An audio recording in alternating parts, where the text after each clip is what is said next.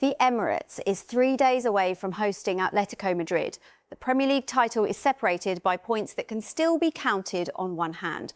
And right now, Martin Odegaard is not training at full capacity. That is where Arsenal are today. Not in a comfortable position, not coasting, standing at the exact point where one wrong result, one bad decision, one moment of poor discipline ends everything they have built this season. Gabriel was one VAR review away from missing the Atletico second leg. 3-match ban, gone. The panel voted 3-2 that it should have been a red card. 3-2. That margin is how close this season came to fracturing before it even reached its final week. Fulham arrive at the Emirates tomorrow at 17:30. Paul Merson'S said it plainly. If Arsenal lose to Fulham, they lose to Atletico on Tuesday. And if that happens, it could all be over within days. 5 games, 2 trophies still in reach. The first of those 5 games is tomorrow. This is where we are. Let us break it all down. Arsenal's next 5 games. Connor Hum on social media posted the following words. The next 5 games could define our season. Alongside that, a graphic showing Arsenal's upcoming fixtures across all competitions. Fulham at home on the 2nd of May, Atletico Madrid at home on the 5th of May, West Ham away on the 10th of May, Burnley at home on the 18th of May, and Crystal Palace away on the 24th of May. Now, let me give you my take on that. 5 games. That is all that stands between Arsenal and either the greatest end to a season in a generation or complete heartbreak. Look at that fixture list carefully. It starts at home against Fulham, which on paper looks manageable. But do not be fooled. Every point matters at this stage. Then 3 days later, Atletico Madrid arrive at the Emirates. That is the Champions League semi-final. Second leg. That is the game that could send Arsenal to their first Champions League final in 20 years. Then West Ham away, then Burnley at home, then Crystal Palace away on the final day. The schedule is brutal, the margins are razor thin, and every single one of those 5 games carries enormous weight. If Arsenal navigate this run successfully, they will be talking about this season for decades. Match officials confirmed for Arsenal versus Fulham. Connor Hum also posted this. The match officials for Arsenal versus Fulham have been confirmed. Jared Gillett will take charge with Peter Banks on VAR duty. The graphic confirmed the date as the 2nd of May 2026 at 17:30 British Summer Time. Assistant referees are Simon Long and Steve Meredith. 4th official is Rob Jones. VAR official is Peter Bankers. Assistant VAR is Adrian Holmes. My analysis here is straightforward but important. Referee appointments at this stage of the season are never just administrative. The name Peter Bankers on VAR duty will catch the eye of every Arsenal supporter. VAR decisions in high-stakes games have had enormous consequences this season. The situation is one where Arsenal fans will be watching every borderline call very closely tomorrow. Jared Gillett is an experienced referee, but what matters most is consistency and accuracy. Arsenal need the officials to be sharp, because in a game of this magnitude, one wrong decision can derail an entire season. Aston Villa, Crystal Palace and the title race implications. Raise Football posted this. Aston Villa and Crystal Palace's results in European competitions could well impact the Premier League title race. Could this play into Arsenal's hands? 2 separate stories were highlighted. A first from AFC Franchise stated that Aston Villa will have to fight for the Champions League in their final game against Manchester City, as they are currently losing their Europa League tie against Nottingham Forest. The second, from a separate account, noted that Crystal Palace will play Arsenal 3 days before the Conference League final if they beat Shakhtar. This is a fascinating subplot in the title race. Think about what this means. If Aston Villa are chasing a Champions League qualification spot and need a result against Manchester City on the final day, that gives City an extremely difficult game. Villa will not roll over. And meanwhile, Crystal Palace could arrive at their game against Arsenal on the 24th of May with their minds partly on a Conference League final. That could affect their preparation, their energy levels and their team selection. The reality for Arsenal is that the table around them is working in ways that could create genuine opportunities. The situation is fluid, but the signs are pointing in a direction that favours the Gunners. Thierry Henry on Arsenal. The AFC newsroom account posted quotes attributed to Thierry Henry. The graphic showed 2 separate statements. The first read, "Don't you want to be at the top under pressure?" or "Mid-table playing nothing. I know where I would like to be." The second read, "Arteta has been working so long to bring Arsenal back to where they belong. You need to embrace that you're favourites now. This is powerful." Thierry Henry is not just a club legend. He is someone who has lived those moments. He has stood in those situations. And what he is communicating is not just motivation. It is a mindset shift. He is telling Arsenal that being under pressure at the top of the table is a privilege, not a burden. And that second statement is equally significant. He is acknowledging Arteta's journey openly. Years of building, years of patience, years of progress. And now the moment has arrived. Henry's message is clear. Own it. Do not shrink from it. Be the favourites. Marco Silva speaks on Arsenal's squad depth. Arsenal Radar posted a quote from Fulham manager Marco Silva. He said, "You tried to analyse them, and against Atletico Madrid, their front line was Victor Gyökeres, Martin Odegaard, Noni Madueke and Gabriel Martinelli. But it could be Bukayo Saka, Eberechi Eze and Leandro Trossard. It's clear for us that their squad depth is better than seasons before, so they can totally change their front line. It speaks about themselves and the quality and depth that they have. When the opposing manager publicly praises your squad depth before a game, that tells you something." Marco Silva is a smart and experienced Premier League manager. He would not say this if he did not genuinely mean it. The evidence suggests that Arsenal have built something truly special in terms of squad quality this season. The ability to rest players of the level of Saka and Trossard, then bring them straight back in for a top-flight game is remarkable. Silva is not being complimentary for the sake of it. He is telling you that Arsenal are a different animal now, and that makes the job of facing them enormously difficult. Gabriel red card controversy against Manchester City. Dale Johnson from the BBC posted this. Arsenal's Gabriel should have got a red card for violent conduct against Man City. Premier League KMI panel, but also ruled it didn't reach the threshold for a VAR review. Plus, unanimously said no dog, so red for Abdulkadir Kusanov on Kai Havertz. Now, let me be very precise here, because this is important and it directly connects to the full article provided.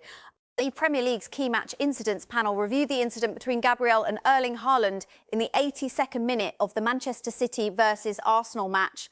The two players went head-to-head. Gabriel pushed his forehead into Haaland. Referee Anthony Taylor showed yellow cards to both players after consulting his assistant. The VAR, John Brooks, backed that decision, ruling that Gabriel's action was not excessively aggressive or violent. However, the panel voted 3-2 that Gabriel's extra head movement forward should be classified as violent conduct. The other two panellists argued there was little force or initial backwards movement from Gabriel. Despite the majority view on the yellow card being wrong, the panel voted 4-1 against a VAR intervention. And this is the part that matters most. Gabriel would have faced a 3-match suspension if a red card had been given. 3 matches. That means he would have missed the Atletico. The consequences could have been catastrophic for Arsenal's season. The panel also unanimously cleared the challenge from Kusanov on Kai Havertz, noting that Havertz was not in control of the ball and that Kusanov made shoulder-to-shoulder contact rather than a reckless foul. My analysis on this is the following. The situation is one where Arsenal escaped significant punishment, not because Gabriel was innocent in the eyes of the majority, but because the VAR threshold was not met. That is the system working as it was designed to work. But Arsenal supporters should be aware that their defender was on the edge of a decision that could have derailed the rest of this season entirely. Gabriel needs to remain disciplined in the games ahead. If you want deeper analysis on stories like this with full context and no shortcuts, then please hit that subscribe button right now. Melissa, Arsenal analyst, is here to give you the full picture every single time. Subscribe and do not miss a single video. Paul Scholes on Martin Odegaard's centre goals posted a quote from former Manchester United midfielder Paul Scholes. He said, "I think Martin Odegaard is a big problem for Arsenal. I love Odegaard. I think he's brilliant. Technically, he's great, but he doesn't play his position properly." Now, I want to be measured and precise in my response to this. Paul Scholes is not a random voice. He understands central midfield deeply, but the claim that Odegaard is a big problem for Arsenal needs to be put into its proper context. Scholes acknowledges that Odegaard is brilliant and technically excellent. His criticism is specifically about positional discipline, and it is worth listening to that view because Scholes has made the same observations about elite players throughout his career in punditry. However, it is also clear from other voices this week that many disagree with that conclusion. Victor Gyökeres at Atletico Madrid, journalist Adam Keyes, posted this following the Atletico Madrid away leg. Victor Gyökeres had one of his most complete games for Arsenal at Atletico. His hold-up play was strong. He combined well with his teammates. The penalty was ice cool, and his pitch long carry and pass to Odegaard was sensational. This is what we need again tomorrow. Mentality. That is a concise but powerful piece of observation. Gyökeres scored from the penalty spot, won duels, linked play intelligently, and produced a moment of individual quality with a long pass to Odegaard that highlighted his footballing intelligence. The evidence from that performance suggests that Gyökeres is beginning to find his best form at exactly the right moment.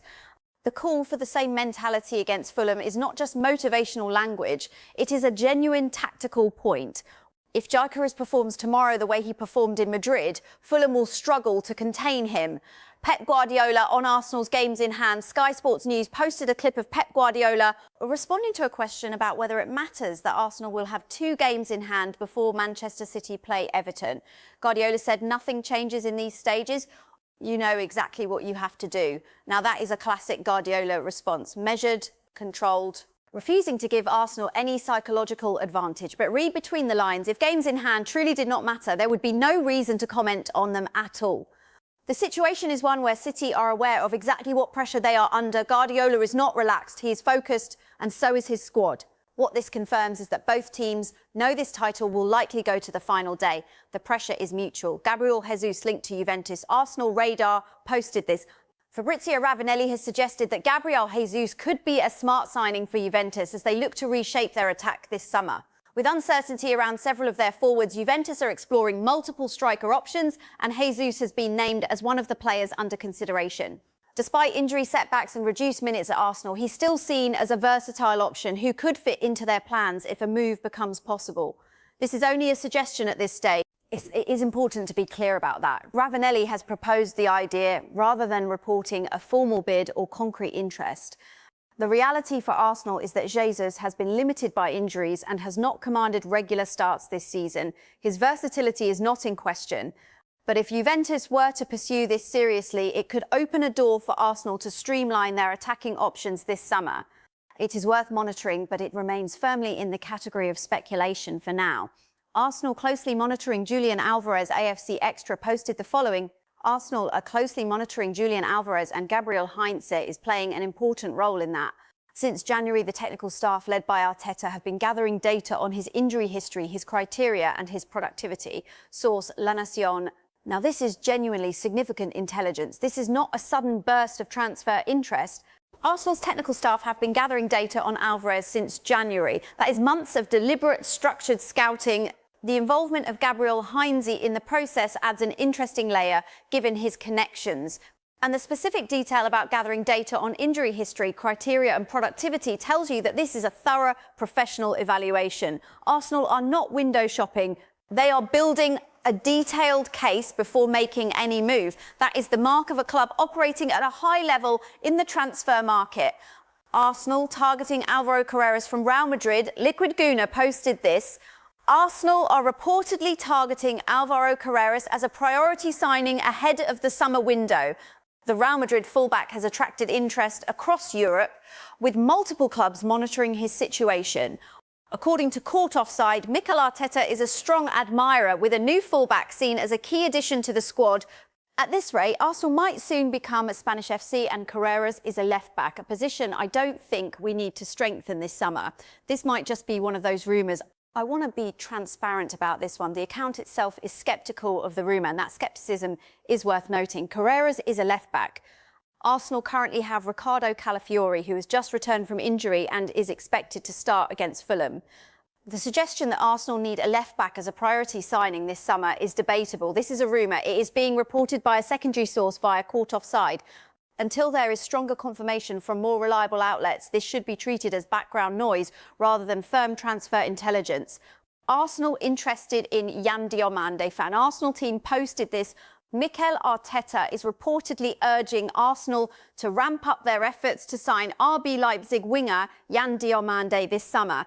The Ivory Coast international is expected to cost around €100 million. For Charge's report, the Gunners are increasing their interest, though Diomande may prefer to wait before committing to a move to a club like Arsenal or Liverpool. Source for Charge's €100 million is an enormous figure, and the detail that Diomande himself may prefer to wait before committing is a complication worth noting. Arsenal are not the only club in the picture. Liverpool are also mentioned. This confirms that Diomande is a player who has options and knows it. The situation is one where Arsenal may need to move quickly and decisively if they are serious, because waiting gives the player more leverage and gives Liverpool more time to make their case. This is a rumour based on a Fixture report, which is a source that should always be treated with caution. But the direction of the story is consistent with Arsenal's need to add quality to their attacking department. Paul Merson on the title race. Arsenal Radar posted a detailed quote from Paul Merson. He said, City still have to go to Everton and Bournemouth, which are two tricky away fixtures. Arsenal getting points on the board before those games will be an advantage for sure. I watched City against Burnley and I thought they weren't that great either. I expect them to score goals in games, but they could concede chances and a team like Everton or Bournemouth might hurt them. Arsenal must forget about the second leg against Atletico Madrid and get the job done against Fulham. If they lose to Fulham, then they will definitely lose to Atletico on Tuesday. And hence, it could be all over for them in the next few days. Arsenal must get the win. This is perhaps the most direct and important piece of analysis in today's roundup. Merson'S point about momentum is critical. He is not just talking about points, he is talking about psychological momentum. A loss to Fulham would send Arsenal into the Atletico second leg on the back of FUD.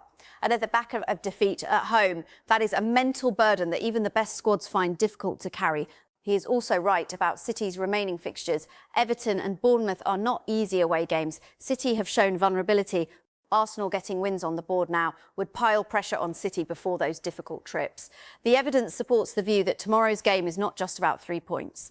It is about setting the tone for everything that follows. He said it would be dangerous for Arsenal to sell Martin Odegaard. The other players rely on him so much, the way he shows for the ball and dictates games. Who is he taking the pressure off? Declan Rice, and that lets Declan Rice do his stuff. He takes the pressure off Martin Zubimendi too. Suddenly Odegaard, the playmaker, is out. So the players look to Declan Rice. He is an engine, but he is not a player who will make 20 assists with his passing. Zubimendi is not that player either. They are the link players between defence and attack. Odegaard is the playmaker. He makes the other players better. He makes Zubimendi and Declan Rice better. It's not fair what people say about Odegaard to say that he's been a bad player or we need to sell him. No, I don't think so. Now, I want to place this directly alongside what Paul Scholes said earlier. Two experienced former players, two very different conclusions. Scholes said Odegaard is a big problem and does not play his position properly. Limpar said selling Odegaard would be dangerous because the entire midfield structure depends on him. These are not simply fan opinions. These are football people who understand systems. And the truth is that both observations can contain elements of accuracy at the same time. Odegaard may at times drift from his positional responsibilities, which is Scholes' point. But Limpar's point about the system depending on him as the creative link is also evidenced by what we have seen when Odegaard has been absent. Arsenal have struggled to create at the same level. Both views deserve respect, but the evidence from this season suggests Limpar's position is the stronger one. Arsenal versus Fulham, head-to-head record. Arsenal Radar posted the last 6 meetings between Arsenal and Fulham. Arsenal 1, Fulham 0 in October 2025. Arsenal 2, Fulham 1 in April 2025. Fulham 1, Arsenal 1 in December 2024. Fulham 2, Arsenal 1 in December 2023. Arsenal 2, Fulham 2 in August 2023. Arsenal 3, Fulham 0 in March 2023. The record is clear.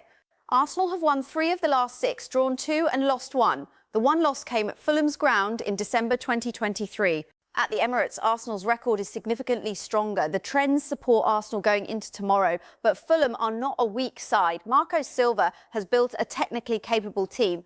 The head-to-head record is encouraging, but it is not a guarantee. Julian Alvarez, transfer analysis. It is now clear that Julian Alvarez is one of Arsenal's most targeted players ahead of the summer window. Diego Simeone himself has confirmed that Arsenal have made their interest known. That is a significant public acknowledgement. Managers of Simeone's stature do not casually confirm transfer interest in their players unless the conversations are genuine. However, the situation is complicated on multiple levels. First, the financial cost will be substantial. Alvarez is a World Cup winner, a proven Champions League level performer, and he is in his prime. Second, Barcelona are also in the picture. Arsenal will not have a free run at this signing. Third, and this is the critical detail, Alvarez wants assurances about his role before committing. He experienced life behind Erling Haaland at Manchester City. He contributed regularly, but was never the undisputed #1 forward. He will not accept that situation again. And that brings us to Viktor Gyökeres. The Swedish striker was signed last summer for significant money. He is Arsenal's current first-choice centre-forward. Alvarez and Gyökeres both operate primarily through the central channel. Fitting both into the same system is not straightforward. Arsenal would need to define clearly whether Alvarez is coming in as the starter or the complement. And based on what Alvarez is reportedly seeking, he wants to be the primary option. That creates a fundamental question about Gyökeres's future. He was only signed 1 season ago. It would be an extraordinary statement of intent to move him on so quickly. But if the opportunity to sign Alvarez is genuine, Arsenal may have to make exactly that difficult decision. Arsenal predicted lineup against Fulham. Arsenal are expected to make 6 changes for the Fulham game, with one eye firmly on the Atletico Madrid second leg just 3 days later. The most significant concern is Martin Odegaard, who came off the field during the Atletico first leg, appearing to carry a knee problem. There is no need to risk him against Fulham when Eberechi Eze is available and capable. In defence, both full-back positions are expected to change. Christian Mosquera comes in for Ben White, while the returning Ricardo Calafiori replaces Piero Hincapié, who has been excellent but deserves rest. William Saliba and Gabriel continue in the centre-back positions. They simply have to keep going through this final stretch. In midfield, Martin Zubimendi is expected to be rested. Miles Lewis-Skelly could move into a more advanced midfield role, with Declan Rice dropping into the number 6 position. That is an interesting tactical adjustment that reflects the trust Arteta is placing in his young midfielder. In attack, Bukayo Saka and Leandro Trossard are expected to make their first starts on the wings in some time. There will be awareness about Saka's minutes as the schedule becomes increasingly demanding. Victor Gyökeres leads the line after his outstanding performance in Madrid. Expected lineup: Raya in goal, Mosquera, Saliba, Gabriel, Calafiori in defence, Rice, Lewis-Skelly, Eze in midfield, Saka and Trossard on the wings, Gyökeres up front. The evidence suggests this is a lineup built for both winning the Fulham game and protecting key players for Tuesday. Arteta is managing his squad carefully. The balance of rotation and quality in this team is genuinely impressive. So let us bring this all together. What is the full picture for Arsenal right now as of today, the 1st of May 2026? On the pitch, the season is at its defining moment. 5 games remain across 2 competitions. A Premier League title is within reach. A Champions League final is within reach. That combination has not been available to Arsenal in 2 decades. The Atletico Madrid first leg ended 1-1 in Madrid, which means the second leg at the Emirates is wide open. Arsenal need to handle Fulham tomorrow with composure and focus, as Paul Merson correctly identified. A win keeps the momentum alive. Anything less creates doubt at exactly the wrong moment. In terms of team news, the Odegaard injury situation is a genuine concern. He is not just a quality player, he is the central mechanism of how Arsenal's midfield functions. As Anders Limpar explained in detail, removing Odegaard from that system puts pressure on Rice and Zubimendi to do things they are not naturally designed to do. If Odegaard misses time, Arsenal will need Eze to step up and provide similar creative output. Eze is capable, but the loss of Odegaard would still be felt. The Gabriel red card situation deserves one final comment. The majority of the panel believed he should have been dismissed. He was not. And he will play against Fulham and potentially against Atletico. But the message from that review is clear. Gabriel needs to keep his composure in the games ahead. He cannot afford to give referees any reason to revisit that decision in future incidents. On transfers, 3 names are being actively discussed: Julian Alvarez at Atletico Madrid, Yan Diomande at RB Leipzig, and the possibility of Alvaro Carreras from Real Madrid. Of the 3, the Alvarez situation is the most credible and the most complex. The scouting has been ongoing since January. The interest is confirmed at the highest level. But the role assurance question and the Gyökeres situation make this one of the most delicate transfer conversations Arsenal have had in years. Gabriel Jesus being linked with Juventus adds another layer. If Jesus departs, that creates more space in the squad and potentially in the wage structure for a significant incoming signing. But again, that remains at the speculative stage. What is not speculative is where Arsenal stand right now at the top of the Premier League in the semi-final of the Champions League, with a squad their own opponents' managers are praising for its depth and quality, with a fan base that has waited years for exactly this moment. Thierry Henry said it best: do not shrink from being the favourites, embrace it. This is where Arsenal belong. And this is the week that could define whether this squad truly delivers on everything it has promised. Thank you for watching Melissa Arsenal Analyst. If you found this breakdown useful, please subscribe and share it with every Arsenal supporter you know. Drop your thoughts in the comments below. I want to hear your views on the Fulham game, the Odegaard situation and the Alvarez transfer. This is your channel as much as it is mine. I will see you in the next one.